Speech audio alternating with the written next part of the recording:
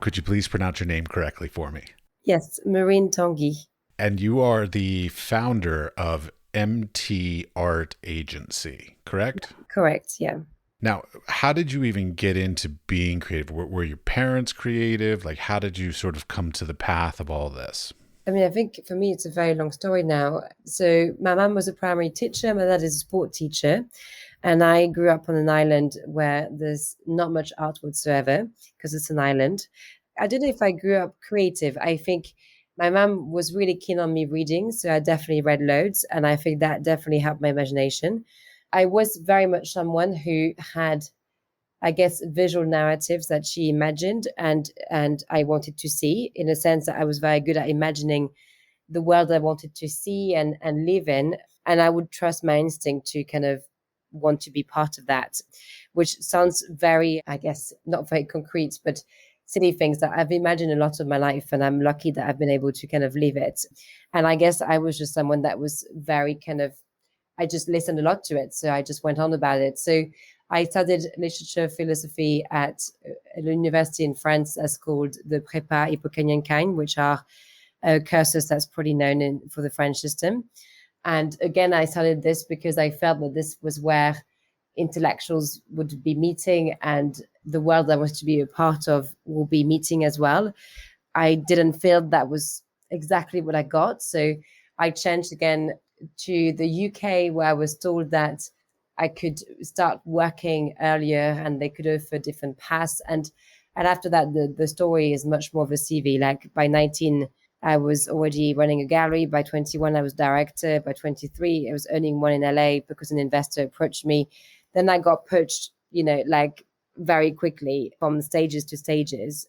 So since it's been very much the same story for the past 12 years, which is, I make sure that artists get the best opportunities. I make sure that they have the best support. I make sure that I create a lot of opportunities and I'm very creative in the way I do that. And I guess MTArt Agency was the pinnacle of that, where I felt the traditional art world was not allowing me to have all the opportunities I wanted to create for them. And a talent agency system would enable me to do that. And obviously, since it's grown substantially, so we've got offices in London, Paris, and Monaco. And obviously, it's not just me anymore. It's a team, a selection committee, investors and partners, and a crew of artists I'm incredibly fortunate to be working with. So yeah, I just I'm at a stage in my life where I generally have been able to walk from in the shoes of what I had dreamed of when I was much younger. But I never dreamed in job titles. I dreamt in the way I wanted my life to be led. And I'm lucky to have that. You touched on so many things I want to know more about. So first question, of course, now keep in mind, I'm a practicing artist. I'm also a professor, and a lot of the listeners are generally practicing artists and people in that sort of avenue of the industry. So the first question, of course, is like, when you decide to work with an artist, what are the criteria that you're looking for? Because like I'm thinking, it's not the quality of the work is great, but there's also the element of like they have to be somewhat business minded. You like there's some other characteristics beyond purely just great art that I'm sure you look for that I'd like to know Yeah. more I about. mean, we have a selection committee, so it's actually not me. And I've done it on purpose because I wanted a level of fairness. I wanted that everyone who didn't know me or didn't know anyone of my team would still be able to access the company. So it's actually not me who is partially running the selection process. I guess there is a big difference. I've had a very passionate relationship with the artist, not in any love ways, but I'm definitely a salesperson in a sense. I need to believe into what I do to then kind of make someone else believe in it. And I guess I'm as any salesperson would be that you are very good at convincing if you convince yourself. And then the different type of salespeople are good at convincing full stop, but I think for me, I'm good at convincing if I'm convinced. So I think I've always had very intense relationship, but I'm glad I don't have this anymore, in the sense that like my early ones, I have that with them because we've built, careers together and a lot of them are doing incredibly well. So I think we are very close from a friendship perspective, but I'm actually very glad that the company is making it really fair, has a selection system that looks from anywhere from how innovative the technique is to what's the background of the artist, to what's the storytelling, to how are they going about it as a personality, to what's the degree of ambition, to the projects they want to realize, and that is external people doing it, because I don't think I will be as thorough as a person. And I think that's the difference between a corporate and an individual. As of trade, not that I've ever trained in sales, I've always been very good at convincing people when I felt one of my artists was, worth something in my head, and had to be worth something or was deserving something. So it's a double process. I think I'm much more on the instinct on the person than I am purely on the art, if that makes sense. But then the company has now structured that so that it's hopefully fair in the way that this is being led. I was in no way implying that if you were the one making all the decisions, it was unfair. It's your company. I definitely wouldn't want to be biased. So I'm glad this is being removed, and we are less biased, because I think the art world is incredibly biased. It does definitely play favorites, that's for sure. And it seems like there's an in crowd and an out crowd, and it's really hard to cross those boundaries. I've gone through every stage of the sector where, when we disrupted it with a new model, we were not liked.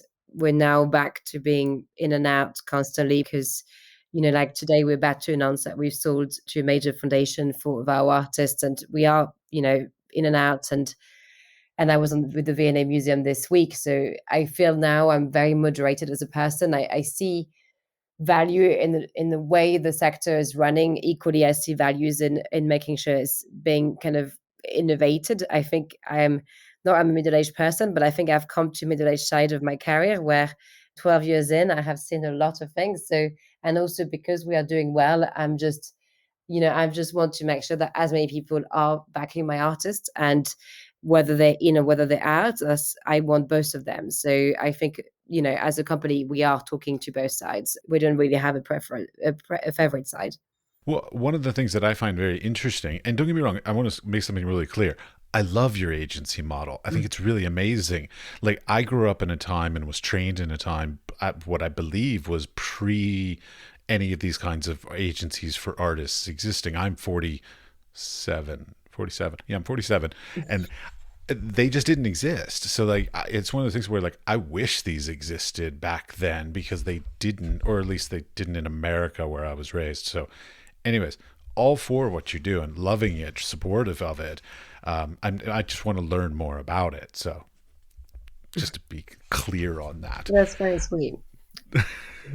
So one of the things that I find really fascinating is that you seem to sort of ride that balance of doing, like, working with artists commercially, like working with corporate clients, so to create ad campaigns. And I saw window displays and other things like this for like companies and for-profit kind of things.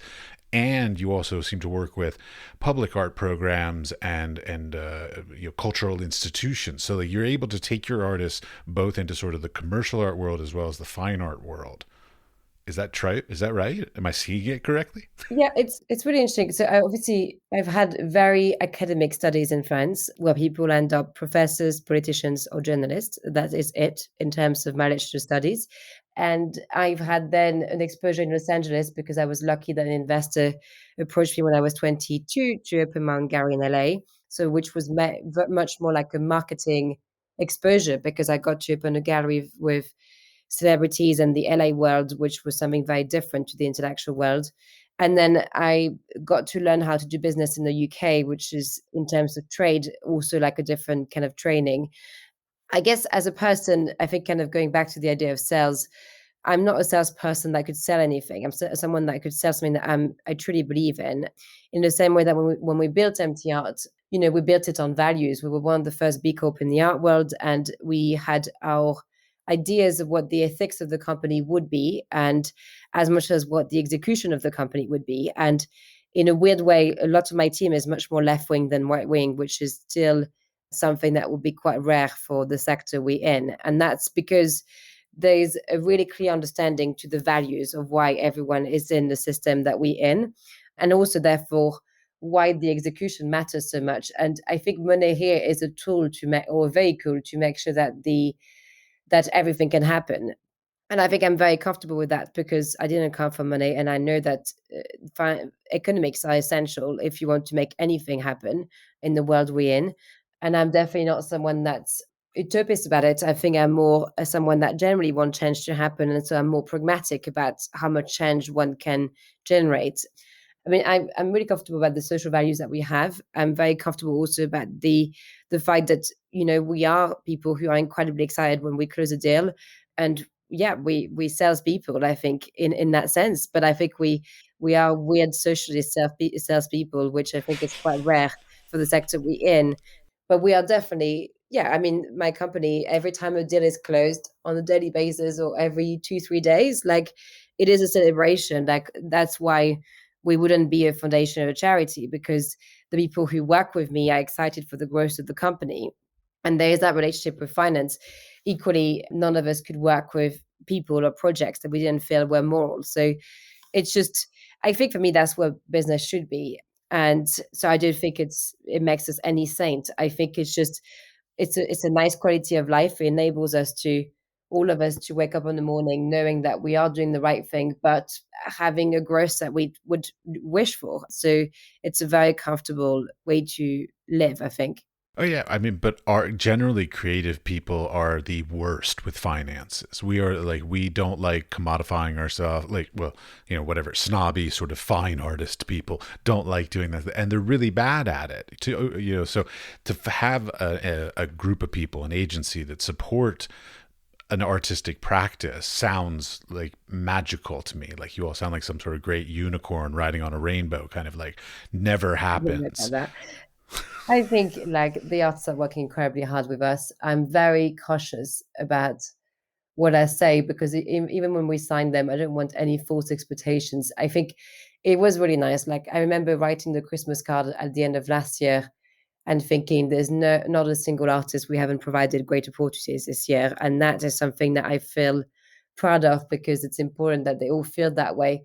But it's, yeah, I'm very cautious about projecting any form of dream. I think I'm much more into like regular action making with them, and I hope they're happy. I think ultimately, they also somehow are clients as well. As much as we pay them, they are still people that if they're unhappy, this will be a bad thing for the company. But yeah, I'm incredibly fortunate with them. I definitely have had rocks as artists who have taught me how to behave with them, and I'm very grateful for that. I think David Servan-Schreiber or Jennifer Abisra has been with me for at least 6 years, Leo as well for 4, and they've taught me how to be, I think, in that kind of relationship. And I think the rest are now entering a company that is doing well, and I'm sure it's nice. I'm sure it's a nice feeling in the current times to be entering something that is safe and that is dynamic. Well, okay, I'm interested in that. So like the sort of the nuts and bolts of it, because like I'm picturing, okay, so let's say theoretically, I know this isn't going to happen, but your agency represented me, Mhm. and then because like I was looking at like all the different sort of projects you've done, be it corporate, be it public, institutional.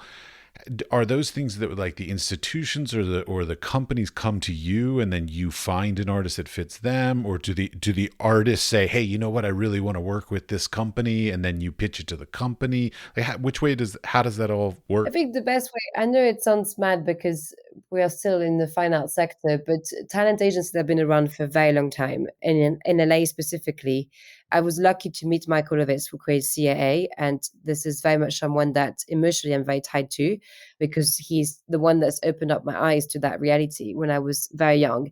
And it's that simple. It's just people who go out there and make sure that contacts come to them, or you pitch to contacts. It's just one of the oldest way to do business. But all of us, like, and I speak for my team. So Blue was at Vogue before she joined us. Jan had a creative agency for 20 years before he joined us and sold it to join us as well. Lise also had an art company for 5 years before she joined us as well. They'll all be people who are, and there's more obviously, but that's my more senior team. And if I think of them, they are smart, agile, very creative, got a great network, know how to nurture a network and continue for that network to expand.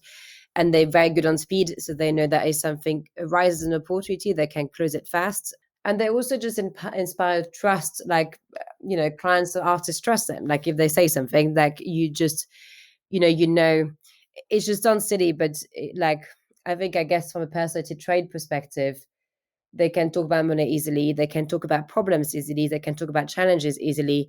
So there's a trust that occurs from the client to the talent really quickly into those people, which means that large projects are being given to them, because you know that if at some point deep into a large project an issue arises, then they'll be here to fix it, and they will be able to kind of make sure.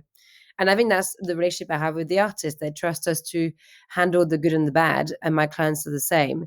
So it's that simple of just make sure you speak to people every day. You just respond to the needs that they actually have, not invent needs that they don't have, and then try to match those needs with people that you know. Yeah, it sounds great. It's Sorry. You really not. It's not like I didn't come from a network, so it's not. It's. I understand. I think what it is, it's more a compromise to how much you want to give to people. Like my phone explodes every day with just my WhatsApp will go maybe 200 or 300 messages a day. Not saying I'm busy, but just saying that you are devoted to making sure people are okay and people are nurtured and supported. And I think I understand that this is not the dream of everyone. But at the same time, if you look after people, then they look after you. And nurturing a network is as simple as that. So I do believe that everyone can do it. I think most people might find that a bit much, which I understand. But whether or not this is accessible, I think it is accessible to kind of do. But it's just more, it might be feeling like it's a bit much, which that's the choice of life, I think, in my head. okay? Do this. Walk me through like an average day for you. Like what? So you're talking about how you do work with clients and you nurture all these different people. Like so, like what is your general work day look like? But I think I didn't really have an average day. Also, at the minute, I'm really, so we're very lucky. We've just multiplied our revenue by three last year, so had new hires plus new investors joining us as well. So I'm by far a majority shareholder. I'm 72% of my company. So this is not like a company run by investors. And my actually the half of the rest of that percentage is split between my employees, artists, and investors. It's a very kind of egalitarian way for them to be entering the company. But it does mean for me, my priority is to make sure that everyone is being empowered to lead the company. So it's less about me, it's more about them, if that makes sense. So my days are spent a lot on making sure that people can lead, especially the senior hires. And after this, like people, I talk to people all the time because that is my job. So I'm always on the go to talking. In terms of pitching, I mean, every time I have an idea, I make sure that I pitch it to who is relevant. Same from the PR side, same from the artist side. I'm always on the go to kind of redirect them to selection committee, and you're just basically just trying to be as knowledgeable as possible, jump into as many meetings as necessary because you don't want to be doing things that are unnecessary.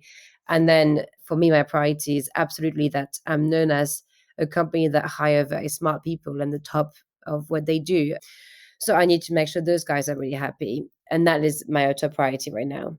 You use the term knowledgeable as possible. Like so for you at your level, because like to be honest, I'm a bit intimidated talking to you, so I'm a little scared here. So like, bear with me. I'm currently in the jumper, so there's no intimidation whatsoever. No, I promise there is intimidation. I'm quite scared here. So I'm trying to be as professional as I can. So you you use this term knowledge as knowledgeable as possible. So like how do you keep up with being as knowledgeable as possible? Because like as an artist, so like I'm sitting here, like I try to keep up, I read what I can, I watch videos as I can, I go out and meet people and try to nurture and build new relationships as much as I can. But the question is sort of you're on a different echelon to me, that as far as I'm concerned. And so I'm asking sort of like what are the practices that you have to sort of keep as knowledgeable as possible?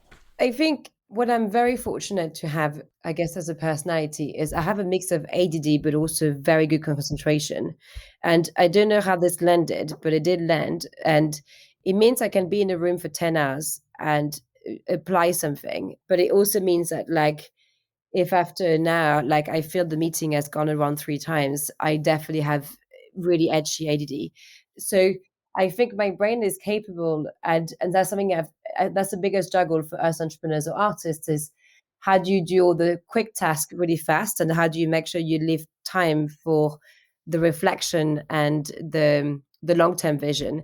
And that will be through books, through really good conversation with people, through really good brainstorming, through really good articles. And it's usually long articles as well. You can't do the short articles for that kind of things. So I don't know. I just feel, first of all, I feel my brain needs it. My brain needs to back to kind of the values of the company.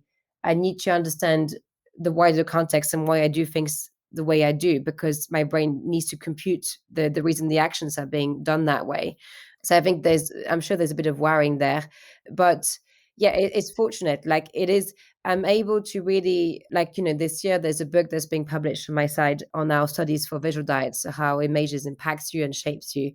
But I'm really able to put long-term goal and just make sure that they are getting done, even if the daily is kind of really overwhelming, because it is. And the reality is I work obviously very hard, but I'm lucky that if I do commit to a long-term goal, I will see it through, as challenging as the long-term goal is.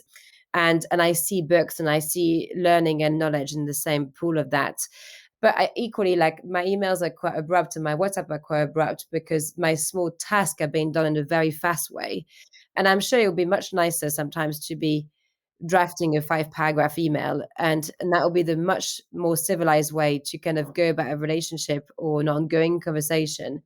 But the realities are, in my current time management, and also because I'm a single founder, like Michael Ovitz had 4 other partners, I am a single founder. I don't see the time to do that. And that's therefore the compromise that I've made. There are definitely people who have said that it's too abrupt, it's too direct, but it comes at times where I couldn't do the rest if I wasn't making sure that the quick decisions are made quickly and efficiently, and then the rest can therefore be allocated more time to it. I mean, we all have the same amount of time. So there's times where you have to make compromises on how you go about it, basically. And you said long-term vision. So what's the long-term vision that you are currently working on? Because I'm sure it changes over time. So for me, my vision has actually not changed. So Oh, I did. okay. I think I don't know, because also it's interesting your comment. I'm curious about the intimidation, because I guess like I'm really the boss that is like on flat shoes all the time, making jokes and cooking for the team, and I've obviously intimidated a lot of people. I've even in fact had people writing horrible things about me I didn't know at all. So I've always found that fascinating, because I mean, obviously I work hard, I have that vision that's very solid, but we do generate really strong reactions. Apparently yesterday we were the talk of a 3 hours conversation at Sotheby's on facts that were completely wrong. Apparently I came from an aristocratic background, which is the reason why we were successful, and which is absolutely not the case. And it's fascinating to me, because I guess the way I see my daily is I've worked really hard for the past 12 years, and I want to kind of make sure we get there. And I want to make sure that everyone that's part of this gets there in one piece. And that is my utter concentration. And it's the same with my friends. It's the same with my family. I just want to make sure everyone is basically safe in that sense. So I don't have that perception, but I'm sure it's a lack of self-awareness as well. Just to be clear on my thing, like why I'm intimidated by okay, I'll tell you, it's a twofold thing. One, I'm intimidated by your CV. You have an incredibly impressive CV. I come from academia. I'm impressed by CVs. Like, so Well, I'm a double dropout student though, so that's not a very impressive academic CV. oh yeah, well that's sort of the point. Well, but that's what is even more impressive to me is that you don't have any of that sort of formal training, yet you have been able to figure out a way that the other people who maybe have great academic CVs haven't been able to be successful. You have been able to be successful. That's one. That's part of my intimidation. Second part of my intimidation is you are very good at your public branding. So like when I read through all of the CVs and I read through all of the articles and watched some videos of you and things like this, like you come out in a very strong, confident way. And I do not mean that in any negative way whatsoever. I see it as a strength and a positive. And you come out in a way that makes me go like, wow, she's so much higher, more knowledgeable, more informed, more whatever. Like, I don't think higher is the right term. I don't think anyone is higher. But I think that's the French don't really like the idea of superiority, as we all know. Okay, They fair don't enough. they don't do well in the idea of it, and I like the idea of people being equal. Higher in the echelon of the art world. Yeah, it's interesting. You know, the confidence that I have is I generally have seen so much in such a short spectrum of time because anyone who does things fast see things that are difficult, I think. And so it's true that people, certain crises that we handle, I would be able to handle it in one day and process it in one week because I'm used to kind of seeing things in a way that for somebody else it might take 6 months, or it might take a year. And that's just because I'm used to almost kind of see all the colors of what life or human beings have. And also, I've been in a place where generally I was completely broke on the sofa up to a place where I'm now more privileged. So my range of experiences of life exactly does mean that I don't think anyone is higher, and does mean that I there's not a day where I don't think we shouldn't push harder as a company because of this. So the sense of safety is built specifically on that consistency of working. And I guess I know what I'm in the room for. I generally want to be adding value to the sector, and there's no other reason why I'm in this room. So I think understanding why you're in the room does have to be in the room, because I don't care if at that point someone thinks I'm attractive or not, or like me or not, or whatever. It's just, the point is that I know exactly why my purpose is at that point in time. And I guess that is a big relief to make sure that you can execute things, because you cannot be worried about the rest of things. In terms of the vision, I guess the vision of MTArt is really to become a CAA for the visual arts. That's always been since day one, and that would take me lots of work. But lately got a little message of Michael, which made me feel very happy. So I guess there's another 50 years to go, but one can do that. In terms of my specific vision, so I'm really interested in the inequalities in the sector. That's much more the reason why I'm here than building a talent agency. Building a talent agency is an enabler to making sure that I can crack what I feel is a sector that is inaccessible economically to work in it, because my interns are paid, because my staff is paid well, because my artists are paid. So I'm trying to build a system that's more economically viable, have that as a first trial with a company, and then be able to understand it so that I can apply it to other areas of the sector, but I can also empower those people who are trying to do it, whether it's financially, whether it's through resources. That's really why I'm also so happy that two entrepreneurs joined me as part of the ride, because I value people who are trying to do things that are difficult. And it's also where I feel that whether it's a book, whether it's the investment financially, I will be more on that personally. And I think anyone who knows me, therefore, sees me boiling much more around inequalities than the rest, because the talent agency is all to do with that. We do feel it's a faster, fairer way to get to success, which doesn't require to make any more sacrifices, and also means that the team can be well paid along the process of that, and same with the artists. So there's a real economical, I guess, understanding I'm trying to crack. And it comes out of someone who hasn't done business studies, but I found economics in that sense really interesting. Like I think I would have died doing a marketing course because I found that really boring and very non-interesting. But I found telling good stories really interesting. I found communication in telling those good stories really key. And I found cracking social economical problems really interesting.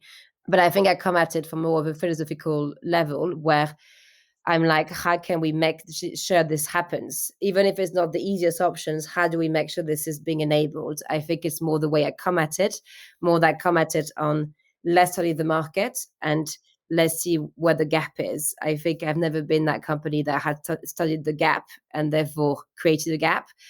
I've been more the company that just felt it was the right thing to do to create what we were creating.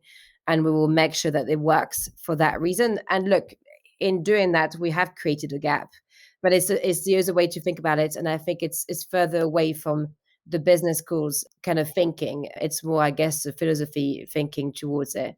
Well, you brought up like inequality, and I would love to hear a little bit more about like what you are defining by this inequality, and I believe that it has something to do with your philanthropic work as well. Yes. I help a foundation called Malika, who's helping young girls to get into school, but it's really tiny. And I think behind the scenes, I try to give resources or access to mentoring programs or any form of things that I see, like the Arts Council or OK Mentor I'm part of, who would just like give access. Malika is because I feel they're doing an incredible job. Shoes Love is the same. The way they are helping refugees is very key. I don't do enough of that. I should be doing more. At the minute, every single of my time is taken into MTArt. I cannot wait to do more is the answer, but we still gave 10% of our profit last year to charities from the MTArt side. But it's definitely, it won't change the world like what we're doing, but it will. It's the best we can do, because at the minute a lot of the resources have to be reinvested into making sure we grow to where we want to grow. In terms of the inequalities, I think it's more. I think the art sector currently, whether you are working for foundations or museums or galleries, doesn't pay you well because there's not enough resources. And it also means that 90% of the people who are in the sector, and I sadly think it was going to be worse with COVID, do come from very privileged backgrounds. What bothers me with this is that the fact that if I'm talented, or if anyone is talented for that matter, they can't get into the sector as we speak. The only reason I was able to get into the sector is because my education was free. And then I had this plus a mix of luck, basically, which is something that I think from an Anglo-Saxon sector is difficult to see, but that is very much like the socialist angle, that I was exposed to things like fine arts, museums, or ballet or opera or anything coming from a low middle class background, which is not even working class background, but what still means that I could be exposed to things that the upper class would be exposed to here. So that's what I mean by inequalities. And the way I see MTArt solving it is because we pay our artists fairly, we give them more commissions than in a gallery system. We pay our team very fairly, so they can have maternity leaves, they can have really decent living, really nice living. Our interns are in the same position. That's already kind of trying to work out, how do you do a job that is right, that is socially driven, that is full of passion, but also does mean the economics are enough aligned that everyone who is part of the company is supported. And that's what I'm trying to crack. Like, if you're a single mom, you wouldn't be able to work in my sector. It's too expensive and it's not feasible from the taking care of the child, especially in the Anglo-Saxon world, plus having a decent wage. But the issue that I have is that single mom could be very smart and could be adding tons of value to the sector, right? So back to a talent agency where we're interested in talent, I wouldn't want that to be a barrier. I would want that person to be able to apply to us if she was really kind of right for the position.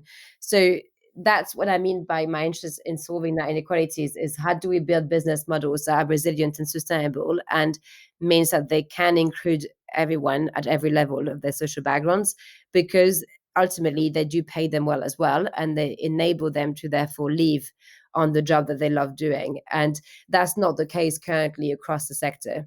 You brought up like parenthood and maternity and all this kind of stuff. Now I know that you're also a mother as well. Yeah, I am. I often ask people like who have children whether that impacted that sort of that transition of pre having a child to post having a child changed your outlook in any way, or your business practices or anything like that. I mean, it's again difficult for me because I really have got the same vision since I'm little. So I think I don't, I'm lucky that I really have cracked a bit of that purpose early.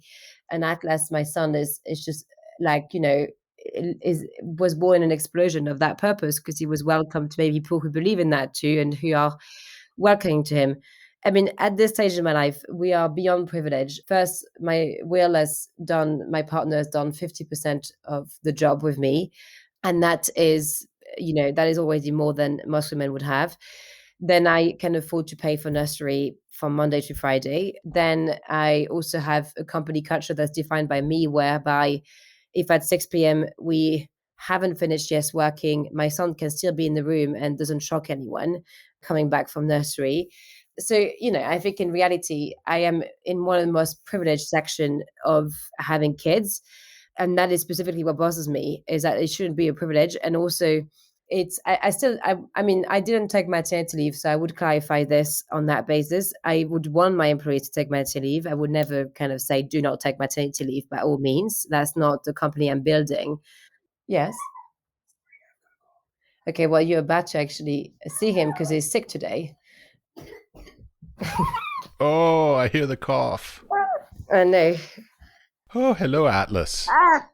Because he's sick today. So you see, you've interrupted us at the perfect timing, darling, when we were talking about you, which is very respectful and very put together of you.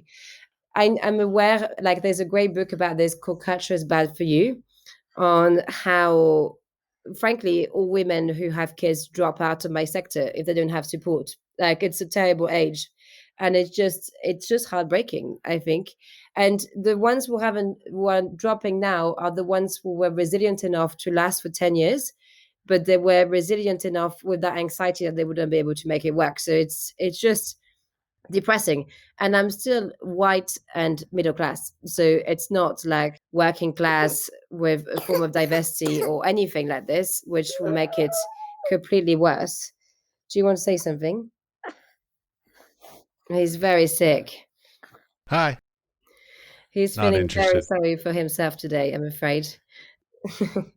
But yes, I think it's look, I know in my company we would have the right policies, but it just breaks my heart to be reading the book. I've read this book thinking, oh my God, like the stats are even worse than I thought the stats would be. Oh, you should come to the Czech Republic. The maternity leave here legally by the government is 3 years, Wow, that's paid insane. by the government. But that's amazing though. That's really good. Yes, it is. Yeah, the Nordic countries are very good as well. There's loads of examples, and I think that's really the thing that also upsets me with education on there's so much that's being proven that investing in these areas is a good thing. Having women who are happy and work and empowered is a good thing, just purely economically. Like if the conversation is to do with money, then it does make sense. But it is, yeah, in the country I'm in the UK, it's definitely not. It's not pretty in terms of the way it's applied. Okay, so wait, now I want hear a little bit more about your book.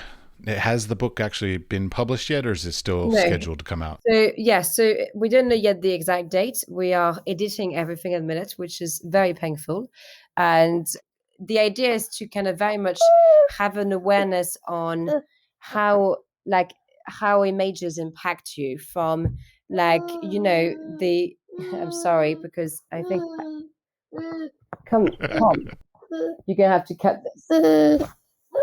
Because he's feeling so sorry for Maybe, maybe not. It's I love it, so I might not cut it. He is feeling very sorry for himself today. You are having a miserable day. It's okay. We all have a day where we think, I just feel crap. And I want the whole world to look at this and say, you're right to feel crap. And that is your day for feeling that way. So it's really thinking from how images impacted you and how over the past 200, 300 years, depending on what kind of like visual background you got raised into, then you were shaped to be a very different person. And the effect that this would have had on you from an architectural perspective, what's in your house, how is your house, digital now, advertising, politics as well, then therefore giving you a toolkit on how you can best see that and how you can best understand the impact of images on you, and also helping you being more participative in that matter.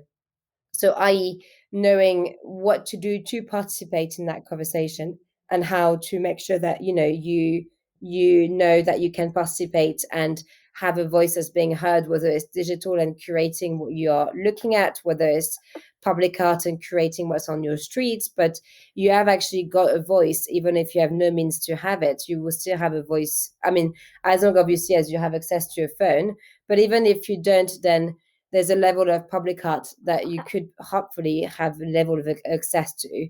So hopefully that's accessible enough for us in the Western world to have access to. I used to run a public nonprofit in the United States that was a public art program where we did like installations of sculptures, and we would rotate it every 6 months in order to try and part of the goal was to try to educate the community on what they defined as good quality art, because like they had never had any sort of public art before murals, nothing. And so like that's part of my background is doing public art and engaging in that and trying to help to educate you'll call it the consumer, but the general public, the people that engage with public art, and try to help to educate them to know what they like better. Because like I find that a lot of people don't know what they like. And on the flip side, they also don't know what they don't like. So like they don't know. They just say like yes or no, but they don't know why. And so like engaging in that conversation of why do these things work and why do other things not is a very interesting conversation. Yeah, I agree. I agree. Well, that's the belief first is the more the audiences are aware of it, which is why we're doing this as well, then the more they can participate and the more that's democratic. So that will be the hope with it, basically. So I agree with that. Okay, so I'm interested. Let's go back a step to the whole scenario of the artists. Like, so I know you get like insanely large amount of artists wanting to be part of your organization, your agency. Mhm. So, like, when you find an artist that you like, do you keep with them? Like, how long is your relationship with an artist on I average? guess, like, I mean, it can go for as long as it's successful in a sense. Like, I think the contract is 3 years to be renewed. I mean, a lot of my early guys have renewed it to give you an idea, because when it works, there's no reason to stop it. We do have a trial phase, and I would just never encourage anyone to stay in a relationship that's not beneficial for them. I think obviously for us, the reason we're so kind of careful on the getting them on board is also because I would hate that we fail them. It's so exciting to get on board to something that it's heartbreaking when it doesn't work out. So I'm trying to minimize as much as I can that disappointment as well. What I mean, okay, so for a learning experience for like myself and the listeners and stuff, like what are some of the things that maybe artists did poorly or that made it so that relationship was not successful? In order to try and educate us so that we can do it better. I mean, you mean talking about mistakes that You artists don't have to make? mention That's names. like 100 books together. Yeah. Artists makes a lot of mistakes, but I'm sure we did too.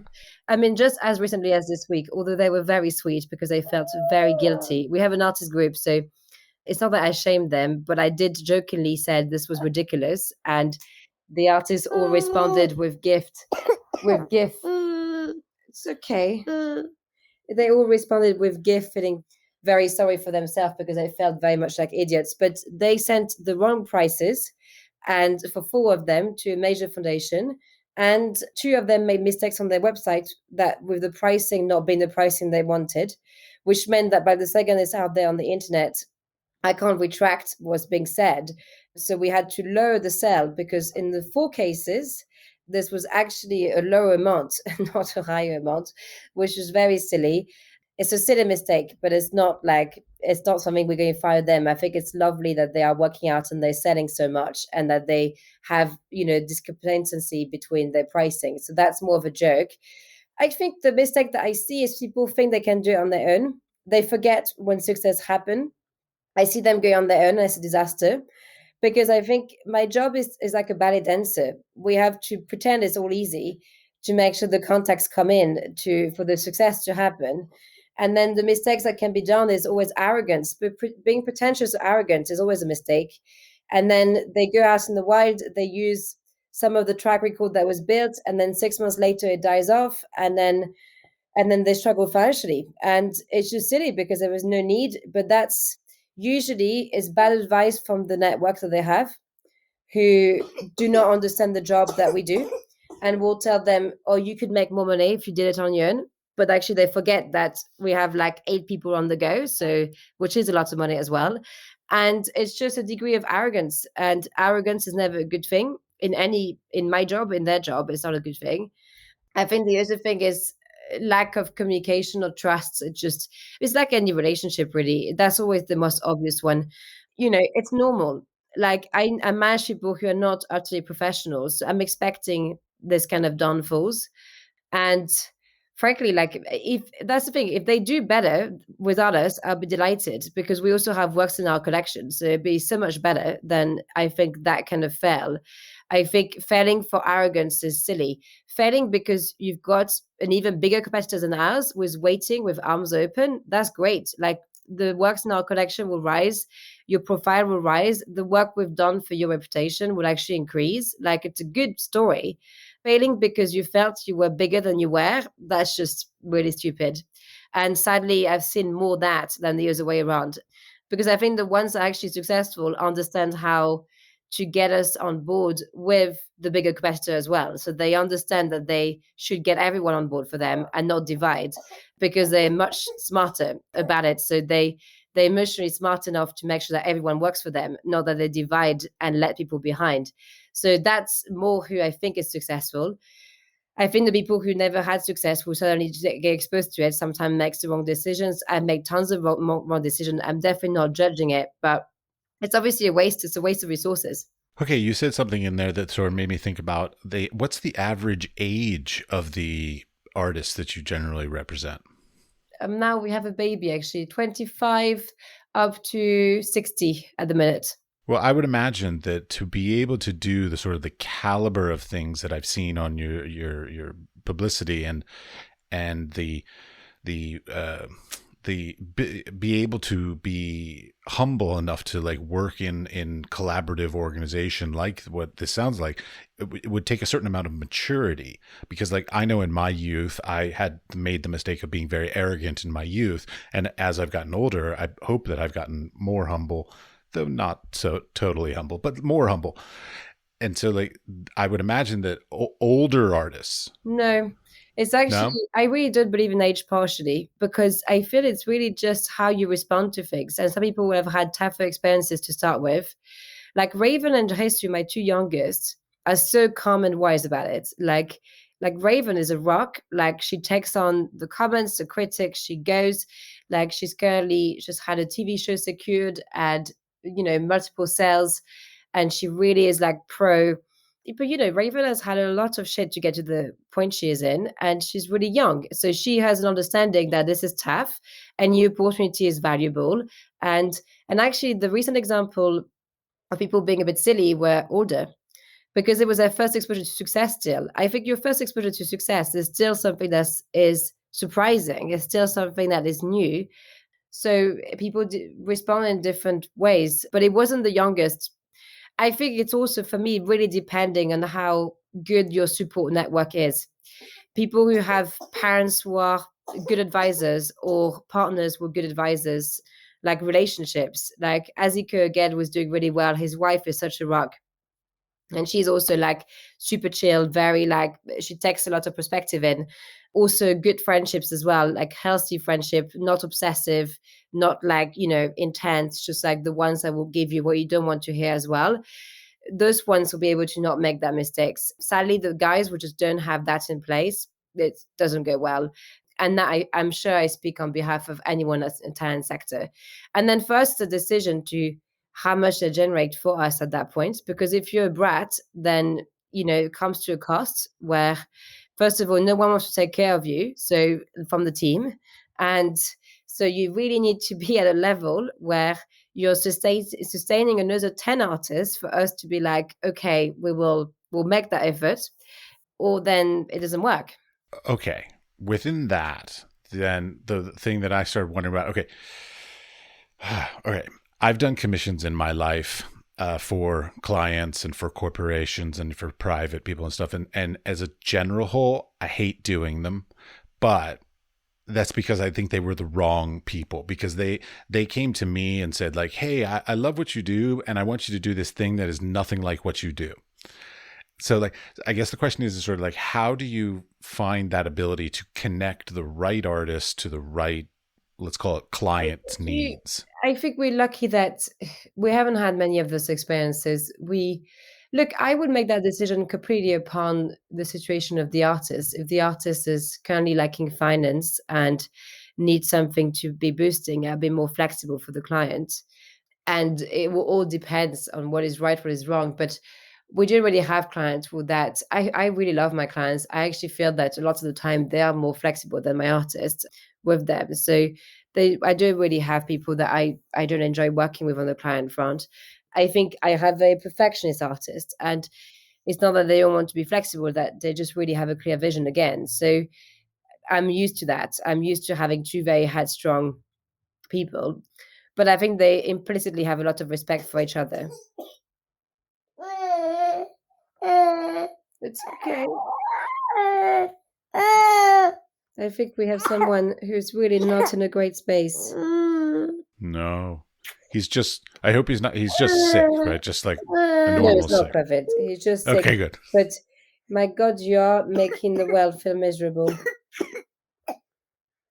Sorry, you will have to cut the part where he's coughing, because he's coughing quite a bit. It's okay. And look, you're feeling so miserable.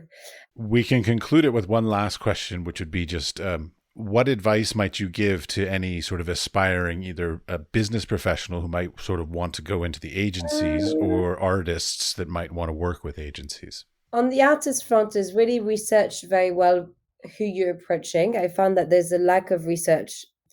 Like you wouldn't, in the same way that you said your clients ask you to do something that had nothing to do with you. I have a lot of artists who want to be represented, but they don't really understand why that will be us, why that will be somebody else. So I think research is lacking. And then try to understand, darling, this is the part that's important. Try to understand the agencies that you must speak to first. There's always going to be people who are going to support you more than anybody else. And so having a start with those agencies to start with is important, because you can always be known by everyone later, but there's usually a support system of people that would trust you first and foremost. And therefore, I would have an understanding to why and how you can make sure you get to meet more people through that. Business people, I would actually ask, ironically, the question, do you have to start a business? Because it's really hard. The same with an artist is just, is there someone else doing what you're doing where you could partner up? I think definitely the answer would have been yes, if someone was doing what I was doing for me. And from that exact point on, then it's just make sure you have a why. It's so glamorized. It's really hard in a good way. It's the most meaningful thing I've done, with obviously being a mom as well. But it means 24/7 of challenges on a daily basis. So if you don't have a why, you should just join someone and just offer your skills and have your weekends like all normal people. And there's no reason to put you through. Oh no, my love. There's no reason to put you through that pain if that's not actually something that's essential. Sorry, there was a lot of cough intermittently into it. I hope you will make the best of it. I will keep it all in because it gives nice character. It shows your loving motherliness. It's great. Well, look at him. He's just so unhappy today. I don't know his normal look, so I'm not sure how that he looks pretty good looking. He doesn't have like, he's not like, there's not like snot running out his nose or anything. Like, yeah, he looks it. We've tried to kind of make sure it's not too obvious. okay. Well, thank you very much for your I'll time. be meeting you, and if I can, anything that I can do to help, let me know. If you want me to read anything, just forward it, and I hope this is helpful. It's great. Yeah, you've been, it's just new knowledge for me. Like, I didn't know much about what an agency does or how it runs, so anything new knowledge is good to me. I'm really glad.